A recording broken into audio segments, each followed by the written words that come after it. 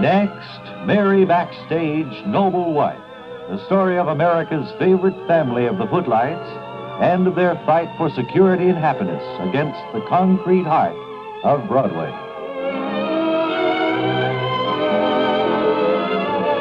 It's the day following yesterday's episode now. Harry, Mary, Pop, Calvin, and Greg arrived in Pretoria, East Africa, and Greg has engaged the crew members who are to accompany them on safari. Now, at the assembly point, the equipment has been loaded on the bush wagons, and our friends are about to head into the Transvaal. As we hear, Greg? Those are Land Rovers, aren't they? Yes, I think that's what they call them, Greg.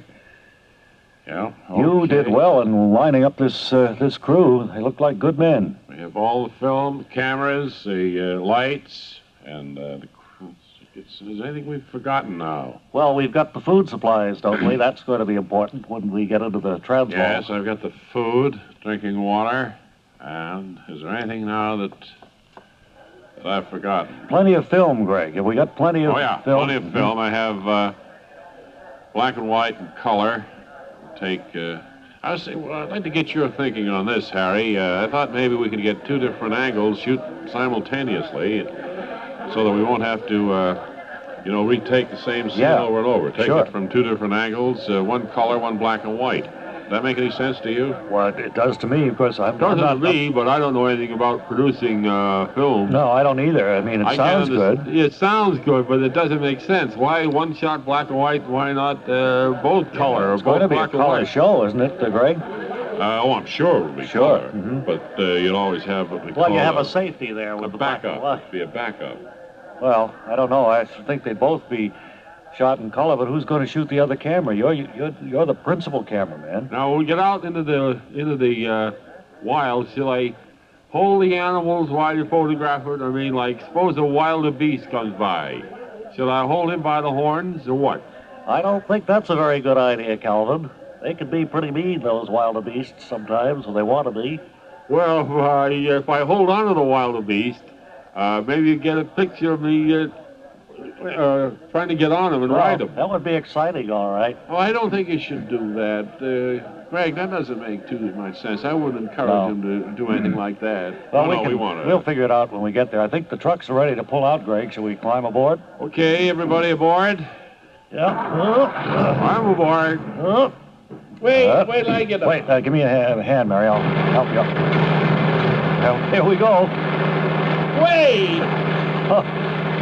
Well, we're off into the Transvaal, all right. Did Mary get on that other truck? No, I don't think so. No, I don't think she made that last one. We should turn around and go back and get her, of course. I don't know how to speak to the driver. He's so full of purpose. He looks like he's carved out of granite going straight ahead as fast as this wagon will go. Besides that, I don't think he understands English. Even if we told him to stop, he probably wouldn't do it. Yeah, Mary's just a speck on the horizon now. She's waving her handkerchief at us, as if to say, I won't see you for a long time. Yeah. Well, Greg, what do you think? Think of what? I want to go back and get Mary. She's part of the show. Well, how are we going to do it? Wait a minute. Let me see if I can get some action out of this driver. Hey, down there. What do you? I want you to turn around and go back to where we started from. You understand? What does you? No, what does you? I want you to turn around and go back where we started. We left somebody back there. Doesn't understand you, Greg. We're heading into the Transvaal, leaving Mary all alone back there. That's what I was telling him. What does you? Wait a minute. I think he stopped. Yes, he has. Hey, now what do I want you? He's swinging around. Hang on. Now we're headed back for Pretoria. Well, at least it's a start.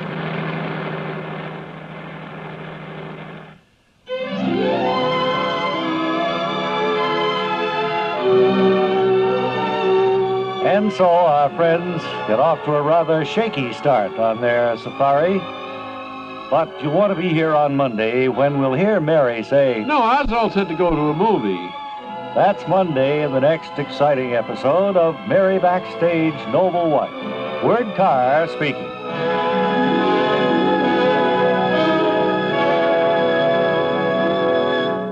We invite you to spend another educational session with the idol of the nation's youngsters, Mr. Science. As we look in on the modern, well-equipped laboratory today, we see that little Jimmy Schwab is just arriving to watch Mr. Science perform his latest fascinating experiment. Well, Jimmy, you've arrived just in time to watch me perform my latest fascinating experiment. Oh, hot diggity, Mr. Science. This sure must be my lucky day. I also didn't catch the measles this morning from the kid next to me at school.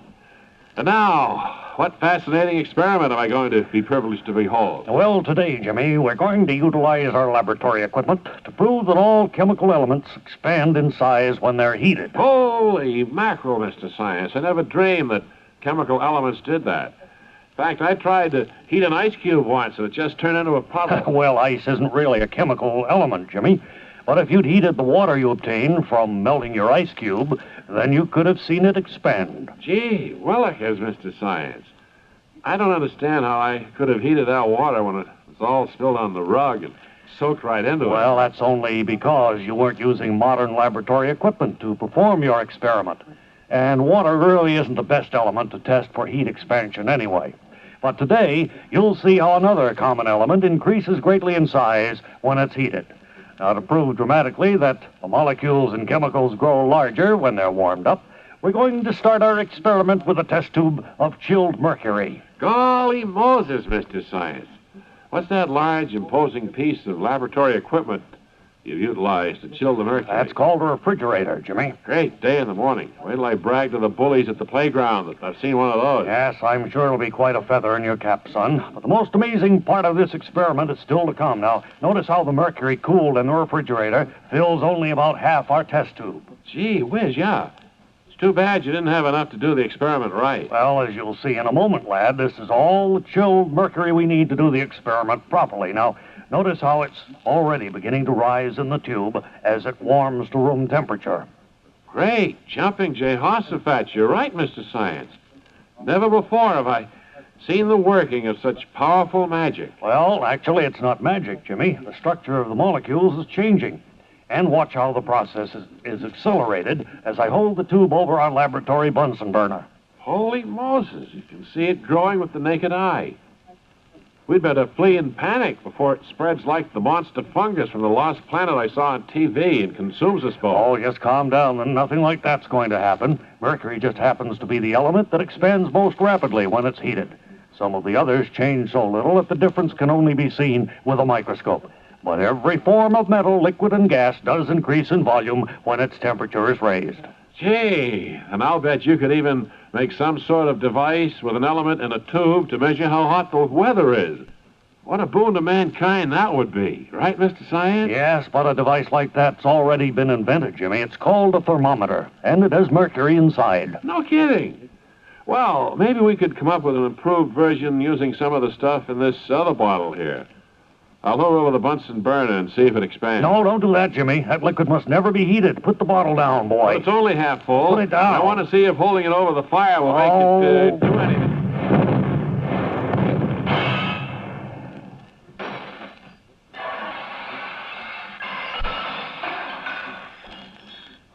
This session with Mr. Science was brought to you as a public service, paid for by the Philanthropic Council to make things nicer.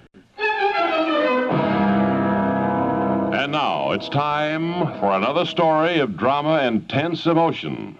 A tale well designed to keep you in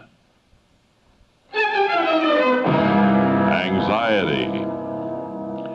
And here with us again to set the stage for today's thriller is the noted lecturer and world traveler, Commander Neville Putney. Commander, I'm sure that you've reached into your amazing file and brought forth another tale well designed to keep us all in anxiety. Yes, indeed I have. The yarn I've selected for today concerns two young State Department couriers whom we shall call John Schwipp and Lars Furman. It was their job to carry a packet of top-secret documents from Istanbul to the American Embassy in Paris. They were shown a picture of an enemy agent who might try to intercept them. Their trip aboard the famed Orient Express was uneventful until their train reached Austria. And then suddenly, young Schwipp grabbed his companion's arm and said, Look, Lars, down at the end of the coach. Isn't that the man? Yes, there's no doubt about it, John. He's the man in the picture we were shown. He's obviously after the packet of top-secret documents we're carrying from Istanbul to the American Embassy in Paris. Godfrey. Wonder why he hasn't made his move by now. I think I know, John. There's a long tunnel in the mountain between Innsbruck and Vienna. The whole train will be plunged into darkness. It's my guess that he'll strike then. And in the darkness and confusion, he might well succeed then. I think we have only one hope, John. Get off the train at Innsbruck and foil his plans. But if he sees us leaving the coach, he'll follow us. Probably shoot us in the back like dogs, and then take the packet of top-secret documents that we're taking from Istanbul to the American Embassy in Paris. Yeah, I've thought of that, but we have one advantage. There are two of us and only one of him. We'll each get off at different ends of the coach and then go in opposite directions. He won't know which one of us has the documents and which is the decoy. There's an even chance that he'll follow and kill the wrong man. I guess that's our only chance. One of us must die. And I just want you to know that it's been loads of fun working with you. And the same goes double for me in spades, John. Whichever of us gets through will know that the other died for a cause that means more than life itself. Good luck, John, and goodbye. Wow, boy, oh boy. That was really a thrilling story, Commander. Yes. But you can't just leave us in anxiety this way. Did the enemy agent kill the right man or the wrong man? Well, oddly enough, he didn't kill either one of them. In fact, he wasn't the enemy agent. He was a shoe salesman from Switzerland. When the two couriers got off at Innsbruck, he just continued reading his paper. Couriers took in a movie and got back to the station just in time to catch the next train to Paris. And they made the trip without further incident. Well, gee whiz, Commander, this is just another one of those stories that fall flat in their faces. I've told you before, I don't want to hear your amateurish opinion of the stories I bring forth from my amazing file. Stories of mystery and intrigue. Well, you know, if you told them on the air the same way you tell them in rehearsal, it wouldn't be so bad, but you keep changing them all the time. Young blighter, they're true stories. Nothing to change. I'll read the closing announcement. I don't think any of them ever happened at all. Be sure to join us again next time when Commander Putney will reach into his amazing file and bring forth another tale well designed to keep you in anxiety. Webley Webster, ladies and gentlemen. What's new? Oh, not too much. What's new with you? Haircut. I noticed. Yeah. That's very good. It's a little bit shorter than you've been used to getting. I guess you're going along with the trend. They say the hair's... Short hair's coming back. Yeah. Well, I don't know. I'm due for one. I doze in the chair. When I doze in the chair, I get a short haircut. I can't keep my eye on them. Put it out, lady. No, it looks good. And Not barbers that love to get somebody that they can work on. Practice. Yeah. Yeah. I'm due. I haven't had one for a year and a half. Now, you go over and sit in our staff chairs, if you will. The one that says Webley Webster. Webley Webster, and gee, that empty one that says Kent Lyle Birdley, it worries me more and more. Where's he been? Don't know, haven't heard. Oh, it's a couple of weeks now. At least. I wonder where he is. Would have told us. Afternoon, Bob and Ray. Oh, hey, it's Kent Lyle. Ted, haven't seen you for a couple of weeks. Where you been? Well, I took a little vacation. Where'd you go? I went out to the Midwest Uh-huh. and saw a few of the relatives. Uh-huh. My drinking uncle, in particular. Oh. And then... Where does he live? Out in Illinois? He lives in, where is it? Just outside of Chicago. Uh-huh. Winnetka. Oh, Winnetka. Winnetka. I went to see him. Remember that song, Big Noise, Winnetka? Yes, Bobby Haggard. Yes. The Bob Crosby Bass broadcast. viol. Would have stayed longer out there, but the funds ran out. Uh-huh. I only had $75 with me. Is that right? Well, you can't have too much fun with $75. Oh, you'd be surprised. Out in Winnetka, you can have a lot of fun. Well, around that general area. Uh-huh. Hi, Web. Hello, how are you doing? Huh? Oh, boy. Oh, you shouldn't do that.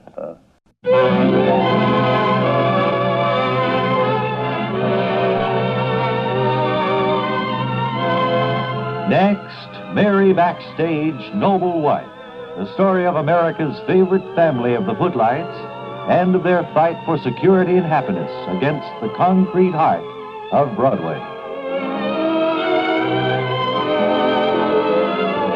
After narrowly missing the safari caravan as it left Pretoria, Mary was later picked up by Harry, Calvin, Pop, and Greg. And now once more the trucks are rolling and nearing their base campsite in the Transvaal as we hear Calvin... Well, we didn't know what to do when we saw you just standing there, Mary. We couldn't communicate with the driver because of a language barrier. But somehow we were able to show him that we wanted to go back and pick you up, which he finally did. Yes. Well, I was looking around for a movie, but there wasn't anything. Well, I think you'll have more fun on this safari than you would have at a movie in Pretoria, Mary. Well, it was on the outskirts. All they had there was like a canteen.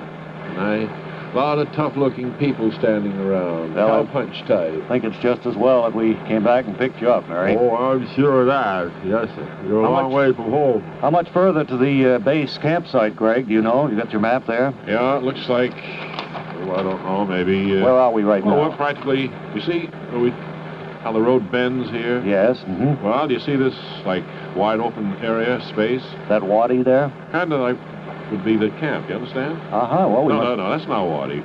This is the wadi up here. Oh, I see, yes. But I thought we could camp right here in this That'd be open kind of area. like an arroyo there. I don't think they call them that here. I think they call them wadis. Yeah, that's a wadi over there, certainly. Yeah. What's a wadi, anyway? Yeah, what is it, Greg, actually? Well, I thought you said it was a wadi. I thought you could explain it to us. No, I just heard the word. I didn't know whether it was a clearing or a dense brush or what. It's a baby word for water. You know, little kids say, I want a glass of water. Oh, no, that isn't what it is, Calvin. Well, it makes more sense to me than anything else I've heard.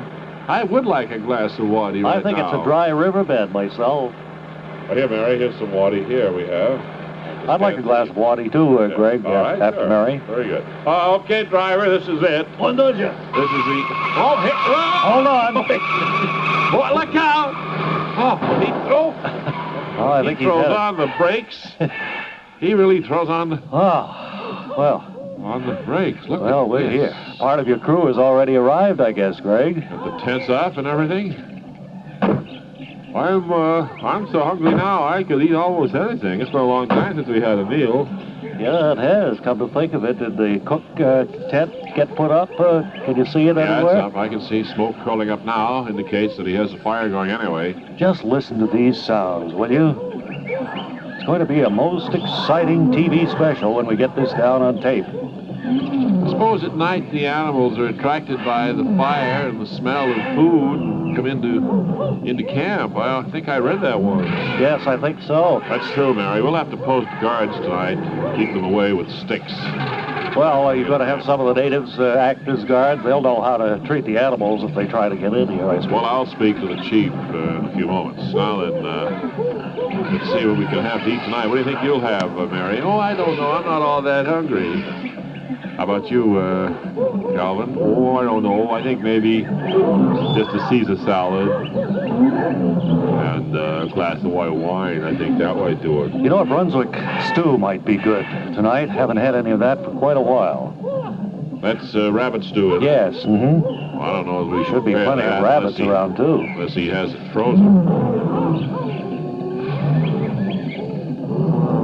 I'd like some fitted hattie, come to think of it.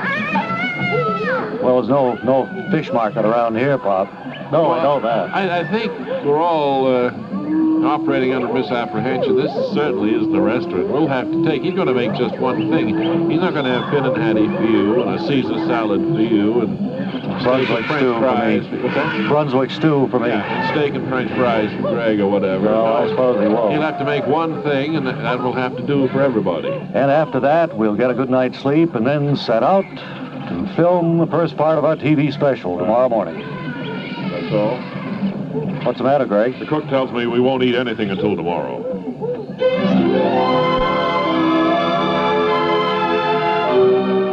And so our friends have arrived at their base camp, and tomorrow begin shooting of their TV special. You want to be here tomorrow when we'll hear Calvin say, Look, it's still moving there on the plate. that's tomorrow in the next exciting episode of Mary Backstayge Noble Wife. Word Carr speaking.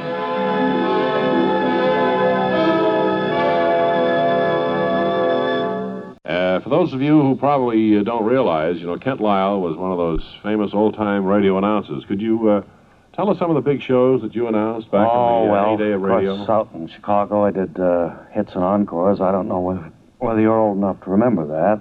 but I guess you are, maybe. Hits and encores, vaguely, all right. And Tea Time Tunes was a big favorite in the late afternoon.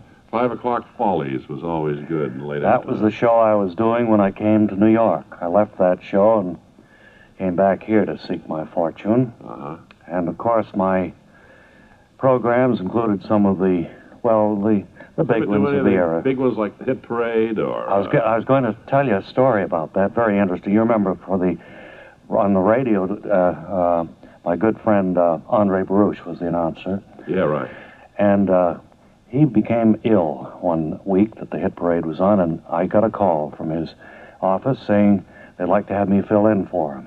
Had they checked this with Mr. Hill and everything? Yes, with everybody. It was approved. They knew my voice, and I got my tuxedo out, and I showed up at the studio. This was a big break for me, you know. Sure. First big network show.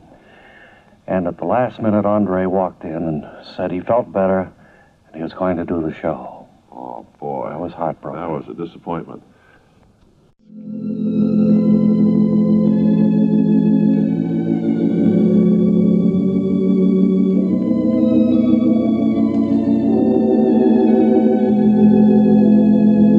And now, Blue Tiger, the only fireworks company with the space-age know-how to put your child on the moon, brings you another episode of The Gathering Dusk, the heartwarming story of a girl who searches for the bluebird of happiness by waiting for it in the shadow of fear. As we look in on the Bessinger household today, Edna is straightening the fringe on the downstairs carpet. It's late afternoon, and Dr. Hoganby, the leading dermatologist in the village, is just arriving. Oh, it's you, leading village dermatologist Hoganby. I'm glad you could come so quickly. I was afraid you might be out on another emergency house call, or a life wasn't even hanging in the balance. No, a dermatologist doesn't normally have to make a lot of house calls, Miss Bessinger. Most people with skin condition are able to wait until I'm in my office to see me. Well, I guess it just runs in my family to come down with sudden critical illnesses at odd hours. I remember how my brother Waldo was forever rushing out in the middle of the night to go to a doctor somewhere. But the boy never seemed to get sick in the daytime. Well, of course, the main thing your brother suffered from was those gunshot wounds he got during holdups. And he couldn't very well go out in broad daylight to have the bullet removed by that quack who lived down near the swamp. Well, I never did ask Waldo for a complete diagnosis of his condition. I just remember that he was so strong and healthy as a child. And then suddenly, he seemed to come down with something every time he walked into a gas station or a liquor store. Yes, well, as I understand it, he used to try robbing those places just by pointing his finger at the owners and saying bang. So, of course, they usually shot him. Well, Waldo often spoke of buying a Roscoe with the money he got from his first successful job, but then he never did have a successful one. You'd think a boy wanting to go into crime could get a bank loan for the equipment he needed, wouldn't you? No, I wouldn't think so, for several reasons. But then, I don't suppose you call me over here just to discuss your brother's failure to make good in his chosen career. No, you're just as right as you can be about that, leading village dermatologist Hoganby. I seem to have developed a skin condition that's downright disabling. See all those hard little warts on the back of my hand? They've gotten so bad today that I can hardly bend my fingers. Well, I can see your problem, Miss Bessinger. Well, those aren't warts on your hand. You seem to be wearing brass knuckles for some reason. Oh, my stars above, I suddenly recall what happened now. The cat was being a naughty kitty. So I put on these brass knuckles to give her a belt across the chops. I guess the shock of seeing Kitty land on the chandelier made me forget to take off the knuckles. Well, I do declare, leading village dermatologist Hoganby, you just can't imagine how wonderful it is to know that I'm not suffering from the heartbreak of warts. I almost feel as if I'm no longer standing in the gathering dusk.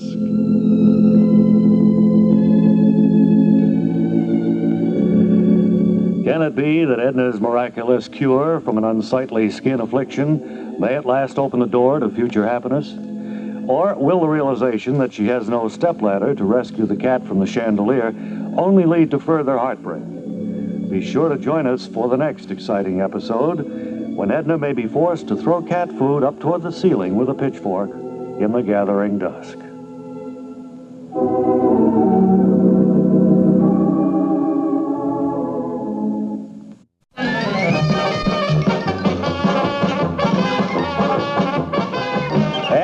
there, boys and girls. Let's all come to order now for another meeting of the Charlie Chipmunk Club. And here to read you today's Charlie Chipmunk story is your old friend, Uncle Edgar. Thank you, Bob, and hello, boys and girls. For our latest story, let's all turn to page 33 of this month's issue of the Charlie Chipmunk Club magazine. And there in the first picture. I sure hope you kids have forced Mommy and Daddy to help you across the street to the newsstand so you can pick up the latest issue of the Charlie Chipmunk Club magazine. If not, better hurry because news dealers are selling out fast at only 75 cents a copy. Now back to Uncle Edgar. Thank you. And now there in the first panel, children, we see that Charlie Chipmunk and all his friends are gathering in the park to have a picnic. Now, Gustav Groundhog is there, and so is Marvin Mole and Otto the Otter. And notice, boys and girls, that all the little forest creatures are keeping their picnic drinks ice cold in genuine Charlie Chipmunk thermos jugs. Each one holds a big quarter-gallon of your favorite refreshment on the inside and has full color pictures of Charlie Chipmunk on the outside. And yet this handsome, sturdy thermos costs only $8.95. Now again, Uncle Edgar. Thank you.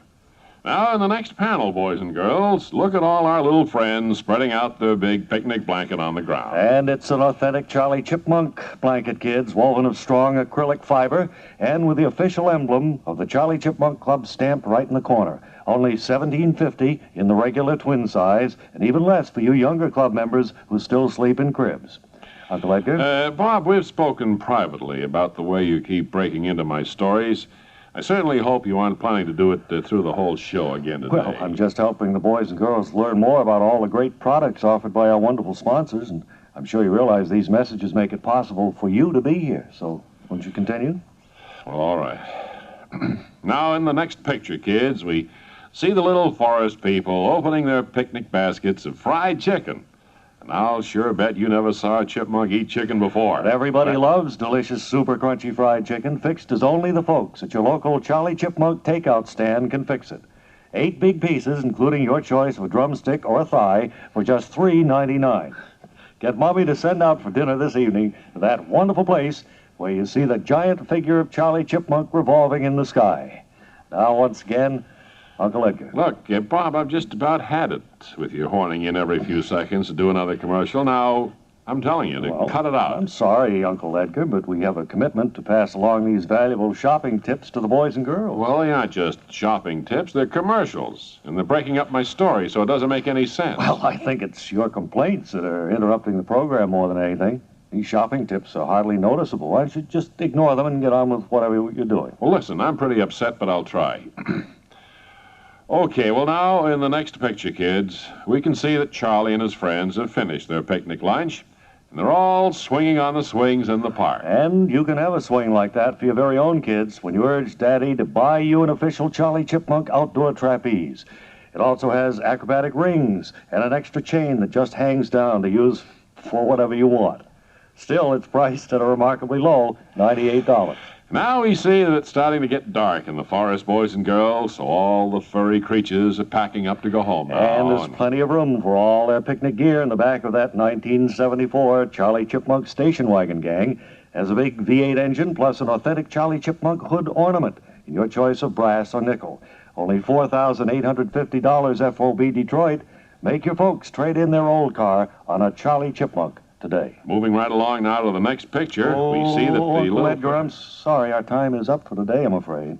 Gosh darn it, you never give me a chance to finish my story. Well, be sure to join us for more fun and stories at the next meeting, boys and girls of the Charlie Chipmunk Club. This could never be construed as broadcasting in the public interest, and I'm going to see to it that somebody in Washington fixes your wagon good. And now, kids, before we all face Chipmunk Land and give the official salute, here's Uncle Edgar to say goodbye. Goodbye.